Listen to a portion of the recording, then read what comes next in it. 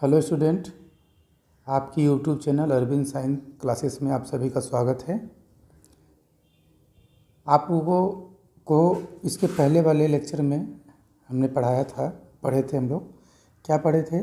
दूरी एवं विस्थापन पढ़े थे ना। तो देखिए, थोड़ा सा इसको समझ लेते हैं। दूरी क्या होता था बच्चों? दूरी क्या होता था? इस प्रकार से होता था, रास्ते की लंबाई, किसी वस्तु द्वारा किसी समय में तय किए गए रास्ते की लंबाई को ही हम लोग क्या बोलते थे? दूरी बोलते थे। ये कैसी राशि थी? अदिश राशि थी ना। ये सारी चीज़ें मैं आपको इसलिए बता रहा हूँ क्योंकि इसी पर आधारित है चाल। विस्थापन क्या होता था? किसी निश्चित दिशा में किन्हीं दो बिंदुओं के बीच की न्यूनतम दूरी। जैसे मान लीजिए यहाँ से यहाँ तक एक वस्तु गया, ए से बी तक, तो दूरी तो ये पूरी हो जाएगी यहाँ से लेके यहाँ तक, रास्ते की कुल लंबाई। लेकिन विस्थापन न्यूनतम दूरी को बोलते थे ना, ये वाला विस्थापन कहलाता था, जो कि एक कैसी राशि होती थी? ये सदिश राशि होती थी। तो बच्चों, दूरी में समय के साथ परिवर्तन करेंगे तो क्या आएगा? चाल। और विस्थापन में समय के साथ परिवर्तन करेंगे तो क्या आएगा? वेग। इसलिए मैं आपको यहाँ पे बताया कि दूरी और विस्थापन क्या होता था। अदिश राशि है दूरी, तो चाल भी अदिश राशि होगी। विस्थापन सदिश राशि है, चूँकि विस्थापन से बना वेग, तो वेग भी सदिश राशि होगी। भूलेंगे नहीं ना। यहाँ पे आप स्पीड और वेलोसिटी पढ़ रहे हैं, चाल और वेग, तो आपको अगर ये चीज़ पता रहेगा कि ये कैसी राशियाँ हैं, दूरी और विस्थापन, तो आपको क्लियर हो जाएगा कि चाल और वेग कैसी राशि होगी। इस वीडियो लेक्चर को आप देखिए, आपको इनकी परिभाषा के साथ साथ अभी ये क्लियर हो जाएगा कि इनमें अंतर क्या क्या होता है। ठीक है बच्चों, तो चलिए स्टार्ट करते हैं स्पीड और वेलोसिटी को। तो इसका परिभाषा कैसे लिखेंगे बच्चों? देखिए, चाल यानी कि स्पीड, है ना। आराम से समझिए। किसी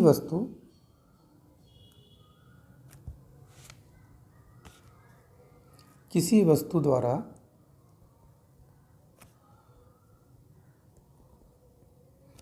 एकांक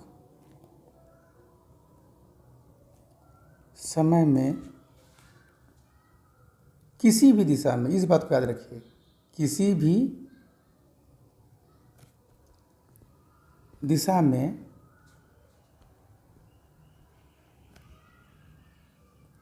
चली गई दूरी को उसकी चाल कहते हैं, यानी कि स्पीड कहते हैं। समझिएगा ना। हमने यहाँ पे क्या मेंशन किया है? किसी भी दिशा में, क्योंकि इसके लिए डायरेक्शन की आवश्यकता नहीं होती है। और यहीं से क्लियर हो जाता है कि यह कैसी राशि है। चलिए, इसी प्रकार से हम लोग वेग लिखते हैं यहाँ पे, वेलोसिटी को।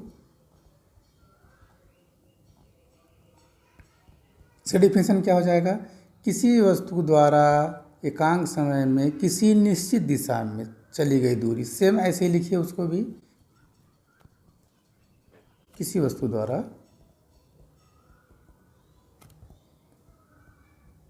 एकांक समय में, यहाँ पे क्या हो जाएगा? किसी निश्चित दिशा में, किसी निश्चित दिशा में चली गई दूरी को उसकी वेग कहते हैं। समझ में आ रहा है ना? अब दूरी, यहाँ पे भी शब्द हमने इस्तेमाल किया है दूरी, तो न्यूनतम दूरी को ही ना विस्थापन कहते हैं। तो विस्थापन को हम दूरी भी तो बोल सकते हैं, लेकिन एक निश्चित दिशा में, तो विस्थापन का रूप ले लेता है वो। चलिए ठीक है, इतना समझ में आ गया। दोनों साथ में मैं इसलिए पढ़ा रहा हूँ आपको, ताकि आपको दोनों में अंतर भी समझ में आ जाए। और अंतर भी आपके एग्जाम में आ जाता है। तो चाल इक्वल टू क्या हो जाएगा बच्चों? दूरी बटे समय अंतराल, या चली गई दूरी लिख सकते हो। इसको क्या लिख सकते हो? चली गई दूरी। हम लोग सामान्यतः क्या लिखते हैं, दूरी बटे समय, ये तो जानते हैं ना। क्या लिखते हैं इसको हम लोग, दूरी बटे समय, यही नहीं लिखते हैं। वेग क्या हो जाएगा, वेग क्या हो जाएगा बच्चों, वेग के लिए कैसे लिखेंगे बताइए। ये हो जाएगा विस्थापन बटे समय, ठीक है ना। अब यहीं से इसका मात्रक निकाल सकते हैं। देखिए चाल का जो मात्रक होगा, दूरी बटे समय, दूरी का मात्रक, दूरी किससे मापते हैं हम लोग, मीटर से, और समय को सेकंड से, मीटर पर सेकंड। क्या हो गया इसका, मीटर पर सेकंड। बात समझ में आ गया। इसका मात्रक क्या हो जाएगा, विस्थापन को मापते हैं मीटर से और इसको सेकेंड से, तो हो जाएगा इसका भी मीटर पर सेकंड। मात्रक दोनों का सेम रहेगा। बीमी सूत्र देख लीजिए,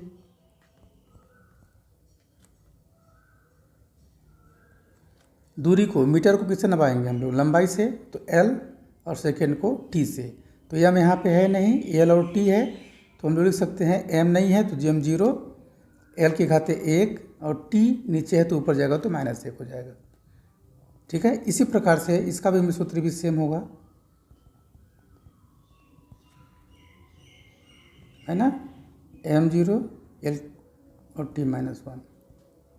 पावर 1 को नहीं लिखोगे तो भी चलेगा, MLT-1 लिख सकते हो, या LT-1 भी लिख देता है एग्जाम, कभी कभी लिख देता है बुक में, तो आप लोग कन्फ्यूजन में नहीं होंगे, ठीक है, लिख सकते हैं।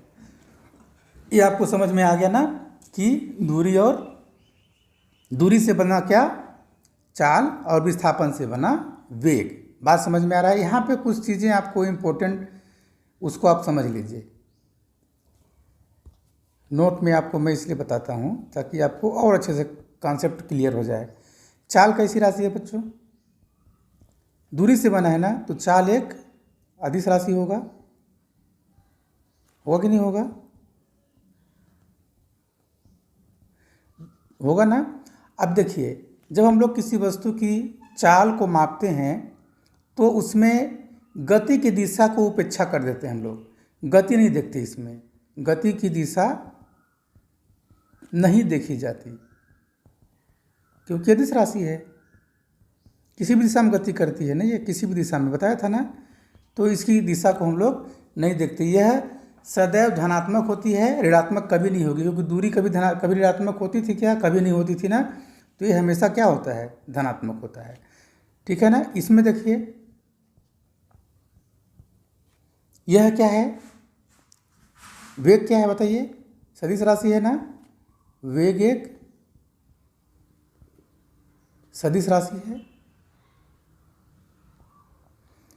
है ना। वास्तव में किसी वस्तु का जो वेग है यह बतलाता है कि वस्तु कितनी तेज चल रही है तथा किस दिशा में चल रही है।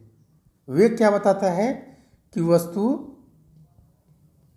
कितनी तेज है या कितनी तेज स्पीड से, कितनी तेज से वो चल रही है तथा उसकी दिशा क्या है, दोनों को याद रखेंगे ना। उसकी दिशा बताता है और उसकी तेज कितना चल रही है वो बताता है। ये धनात्मक और ऋणात्मक दोनों प्रकृति का हो सकता है। बात समझ में आ रहा है ना। जैसे यदि दाईं ओर वस्तु का वेग धनात्मक लेते हैं, जैसे मान लीजिए यहाँ से वस्तु इधर चल रही है, इसको हम लोग धनात्मक माने, इसको क्या मान लिया, 0 से इधर धनात्मक मान लेते हैं, तो बाईं ओर उसका वेग क्या मानेंगे, ऋणात्मक मानेंगे। इसलिए धनात्मक और ऋणात्मक दोनों होती है क्योंकि ये दिशा पर निर्भर करती है, डायरेक्शन पर निर्भर करती है ना, इसलिए। ये बात समझ में आ गया। अब इसमें अंतर क्या क्या लिखेंगे आप नोट कर लेंगे। पहला अंतर क्या हो जाएगा, इसका परिभाषा, पहला अंतर इसका परिभाषा लिख लेंगे कि इकाई समय में गतिमान या किसी वस्तु द्वारा एकांक समय में किसी भी दिशा में चली गई दूरी को हम लोग चाल कहते हैं, और किसी वस्तु द्वारा किसी निश्चित दिशा में चली गई दूरी को हम लोग वेग कहते हैं। बात समझ में आ रही है ना। यह एक दूसरा अंतर ना, यह एक अदिश राशि है, यह एक सदिश राशि है, दो अंतर हो गए।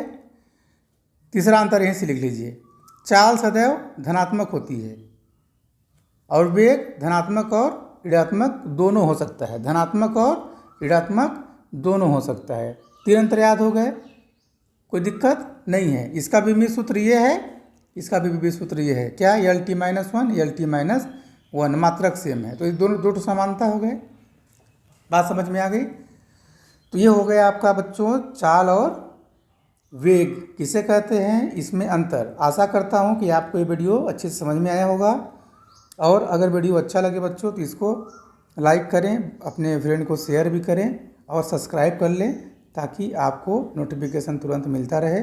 हम लोग इसी प्रकार से कंटिन्यू चलते रहेंगे और अक्टूबर नवंबर तक आपका सिलेबस पूरा कंप्लीट हो जाएगा। और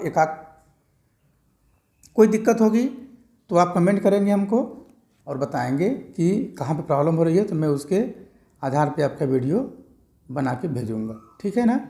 धन्यवाद बच्चों।